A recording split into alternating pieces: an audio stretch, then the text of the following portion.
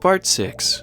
The Narrative. Major spoilers from here on out. After writing the section about how hard it is to get into this game nowadays, I don't feel so bad about spoiling minor things like Necropolis. I will not, however, spoil the ending for you. If you are interested in game design at all, do this little exercise with me. If you've made it this far, you know more than enough to enjoy the story and the many little surprises that I still haven't spoiled that the game has for you. Go do so. Enjoy the difficulty. Feel what you were meant to without my input first. Try to suss out what the message is and whether or not the gameplay along the way supported it or failed to prepare you for it. Alright, with that being said, Fallout 1 is pretty well known for the way it pulls players into conflicts organically. These conflicts, encounters, or events comprise the last group of mechanics that are the cornerstones of this design. A vast majority of the game outside of combat is choosing how to resolve these conflicts. I have playmates for you, my sparkling Normie. Excellent. Most of the time without the full or even partial knowledge of how things will shake out in the end. This subtly conditions players through the initial events to make a personal choice given the context and live with the outcomes. The developers do an excellent job of putting the player into these conflicts out of necessity and then letting the player find their own way through it. This actually doubles as setting up the player to engage with the primary themes through these encounters. There are many examples of this kind of implementation throughout the series, but a few are now somewhat famous within the design of Fallout 1 itself, like Shady Sands being placed along the way to Vault 15, and Killian's attempted assassination.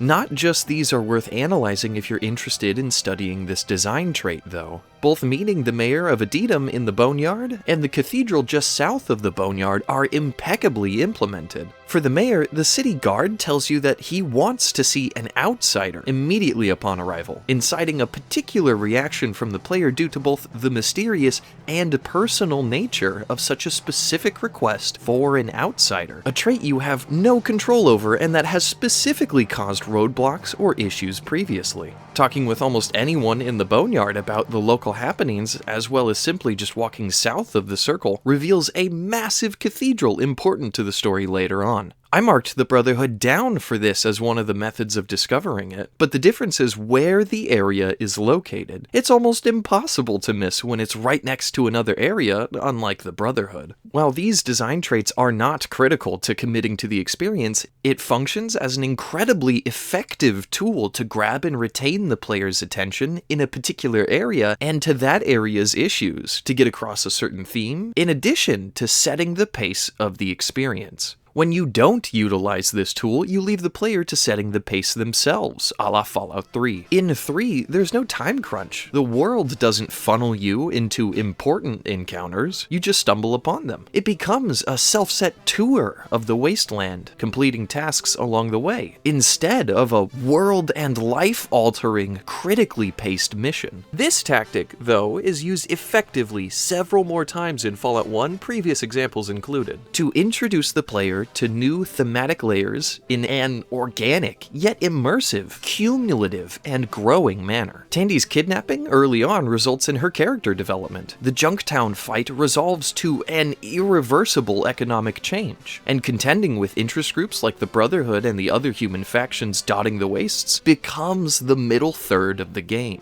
Eventually, once you've begun to build confidence and recognition of this pacing, you start looking forward to the next conflict and what new angle the developers will use to rope you in this time. Hey, clinics typically don't have sewer holes in them. I wonder what— oh my— Committing to this implementation to leave just enough information for the player so they can piece together their own solution is critical to the sense of frontiering the wastes. Don't hit them over the head with what's at stake, but give them just enough about who they are dealing with and what the conflict is over to see if they pick up on the weight of the situation. The consequences afterwards will correct them if they don't. This is the focal point of your experience your first time around. The developers clearly left out any judgment when it comes to solving a dilemma, even if you don't technically solve anything, and they give you the room to interpret the situation for yourself and and make a decision based on how you feel. This also extends to the physical puzzles, for better and for worse. The game doesn't tell you you'll need radiation equipment for certain quests, unless you inquire more specifically about the locations those quests are in. This is just great world building, especially if you don't find out and then die from radiation poisoning later. In context, it further characterizes the wastes as deadly, as well as a certain faction as far less than hospitable to outsiders upon first glance. Later, though, you need to know how to synchronize a radio to a computer for the only trustworthy way of traversing an entire level. The only way to know this is to know this. This was such an issue, I found a thread from 16 years ago discussing it and coming to the exact same conclusion.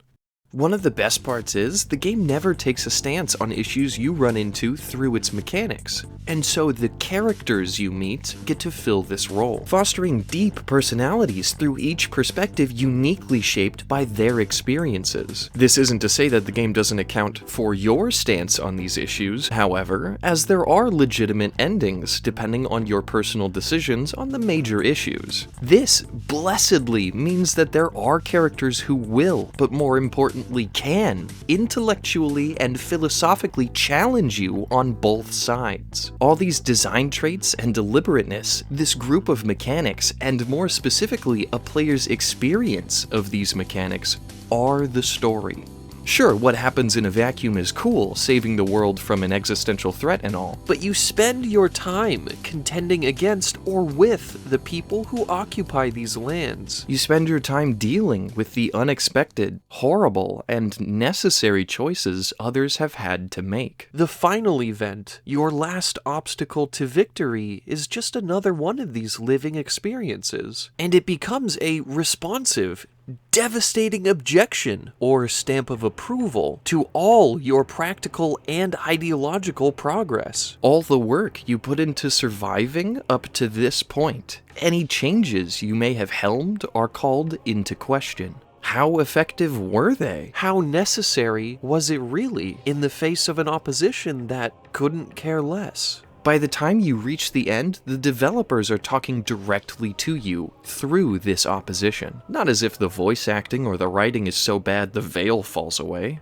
Quite the opposite. The design is deeply cemented into your experience by the time you get here, and the climax is a final escalation of the themes mirroring your adventure. The execution of this medley of mechanics and themes through the writing, and especially the voice acting, so what shall it be? Leaves a clarity of purpose that seldom reflects as deeply into human suffering and perseverance. The final speech, and specifically only the two ways to get to it, the same humanity underpinning it and the entire game, gives me chills every time. You're contending with an undeniable power, a power that's rare both in philosophical weight and physical strength in this world. You spent the entire game facing conflicts that this system has deemed too petty to even consider resolving, compared to what it thinks is an obvious solution. The master behind it all challenges your beliefs under an intense and foundational criticism, with a confidence only found in those willing to genocide their problems away.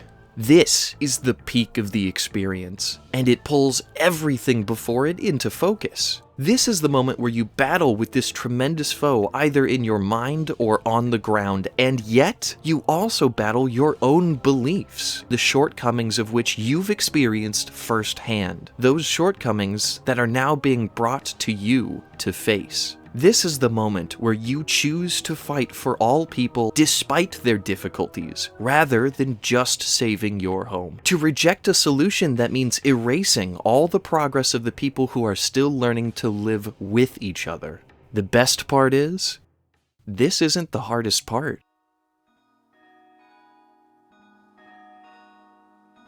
Upon returning to the vault victorious, the Overseer denies you and your character. If you wanted to change the vault, even if you didn't, now you have no chance.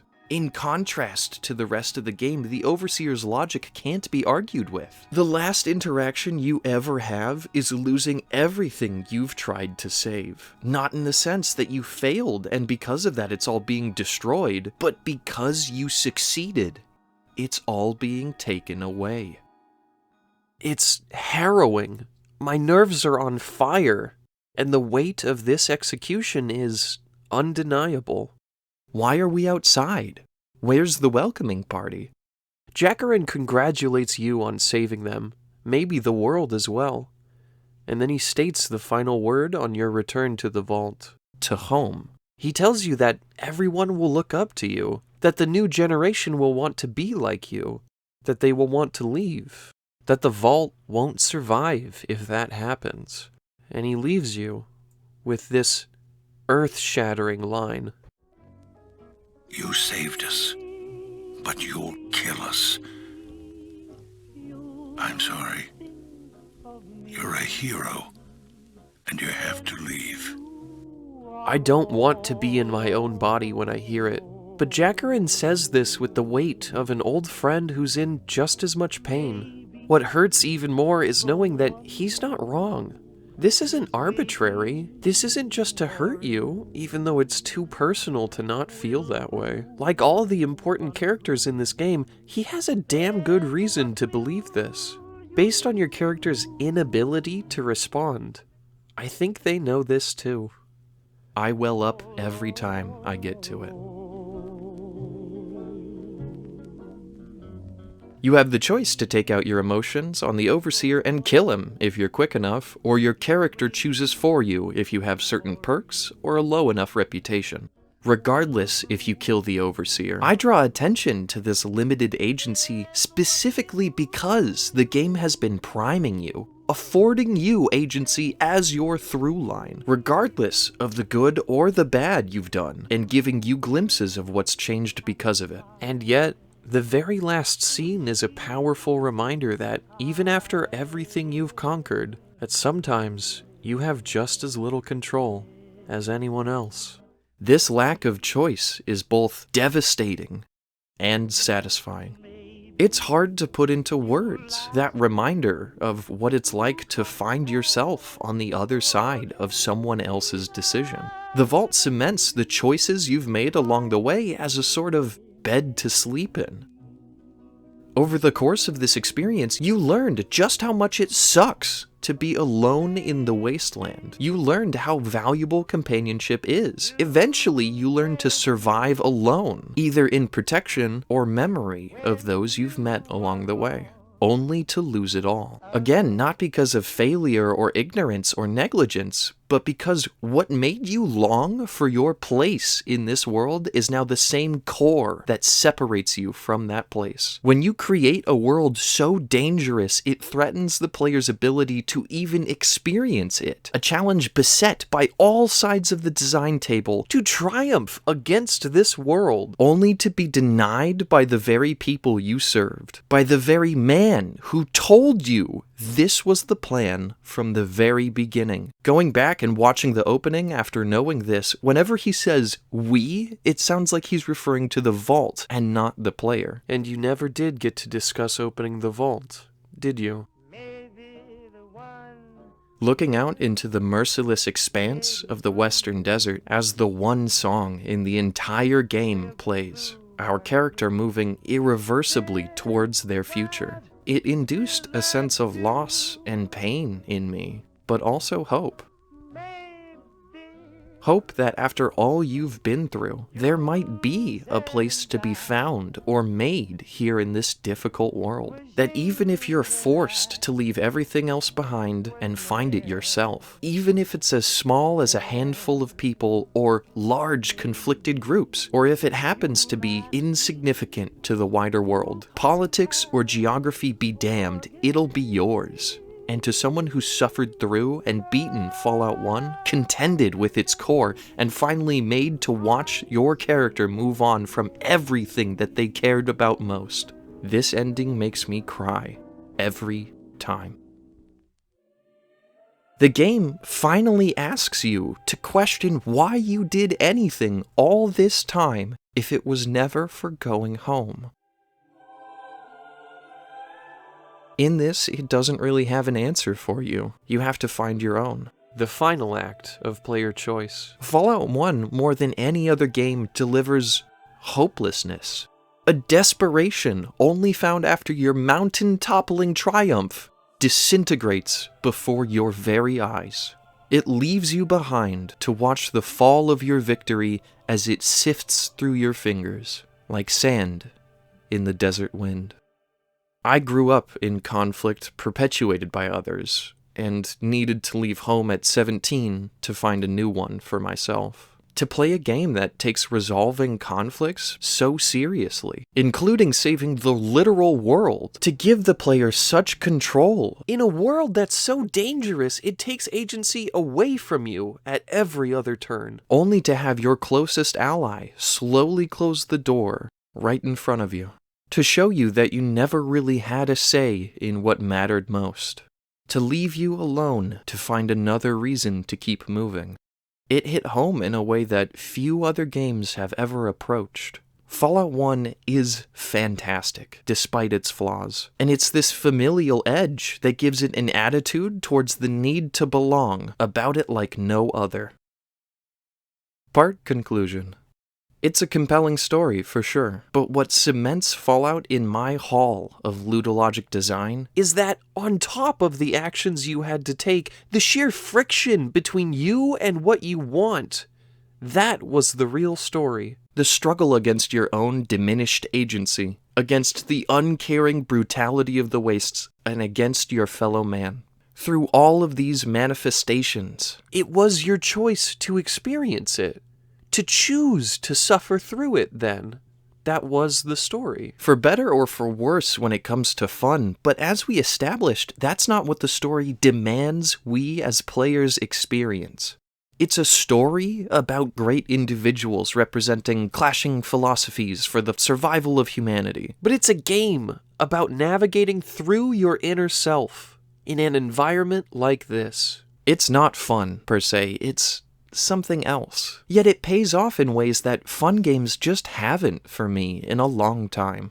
Fallout's willingness to not restrict the player's choices, but to allow the environment to form the boundaries around the player. It is that specific juxtaposition that creates the space for this kind of experience. The same agency that New Vegas prioritizes is necessary for the game to give the player an area to make their own decision, and let the environment dictate what that choice really means. And your choices matter more than other games because the weight of even getting to the place where you can make any decision is challenging.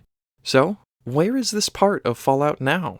Well, Fallout 3 was an acceptable first attempt at adapting the series into a 3D format with obvious flaws and not enough attention to this kind of design. I have my own love-hate relationship with where it was headed, but it has genuine merit. But it also can't seem to get out of the way of its predecessors. Oh, can I have some more emotional integrity, Bethesda? Oh, you want to feel something? Here you go. That's your fucking millet. That's all you get. New Vegas was a vast improvement on these flaws, and currently the best iteration of the series in a 3D format, reflected in what Obsidian knew was worth keeping for New Vegas, even if it still doesn't quite capture the same atmosphere of desperation and loss, or the conditioning through its limits found in the originals. Not that that's what it was going for. Bethesda went back to develop their philosophy from 3 in the 4th game, neglecting nearly all the important choices and changes Obsidian made in New Vegas to adapt the core concepts from the originals. I can't say exactly why Bethesda chose a fundamentally antithetical philosophy when improving on one of the progenitors of this kind of design, because I don't know why. I can only guess based on sales figures, and yeah, I'd say they made a great business decision to adapt the aesthetics from the originals instead of the core concepts. It's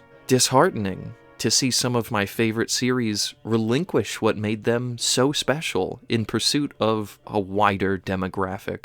Success dictating a different approach that discarded the most unique experiences of the first game. designing for retention and approachable products, instead of works of art that challenged and engaged the observer, to make them a tourist instead of a participant. What's striking is that in my research for this video, my perspective isn't new. At least, not all of it. People were praising Fallout 1's design back in 2015, right before Fallout 4 came out. And they even predicted Joseph Anderson's video in a way. They could smell the bullshit coming off of what was their beloved franchise turned something new. And what's not new? Cain has been very vocal, recently too, over the years about the design and development process of this game. His YouTube channel and GDC analysis are immensely helpful for anyone looking to get into game design or improve themselves in general, and it reveals his attitude about unique approaches to design. His channel in particular is chock full of a wide range of topics regarding the game industry and designing your own. What we can learn from Fallout 1 as a community is to not be afraid to make your game not fun. My advice? Just make sure that the sacrifice of typical enjoyment, on whichever level, serves the story you want your player to experience through that sacrifice, not just something to learn to mitigate. Account for how the mechanics interplay with each other. Commit to your design and themes. Incorporate those designs into the setting and mechanics. Indulge in the exploration of this through the events of the story, and plan the narrative to explore and escalate these themes. If you want a concrete example of committing to this design, as it were, the developers of Fallout felt it was such a necessary part of the experience that the conditioning started from the moment you looked at the box the game came in. Fallout 1 is a near-perfect execution of the passive approach to this kind of design, which is funny because it sounds like a lot of work went into this approach. It goes out of its way to do all the work of conditioning you for the setting and the narrative, and then pays it off by letting the player find it out for themselves. Given that it was developed under an entirely different set of design principles than that which I have used to analyze it, it still manages to reach higher than many games. 8.5 out of 10.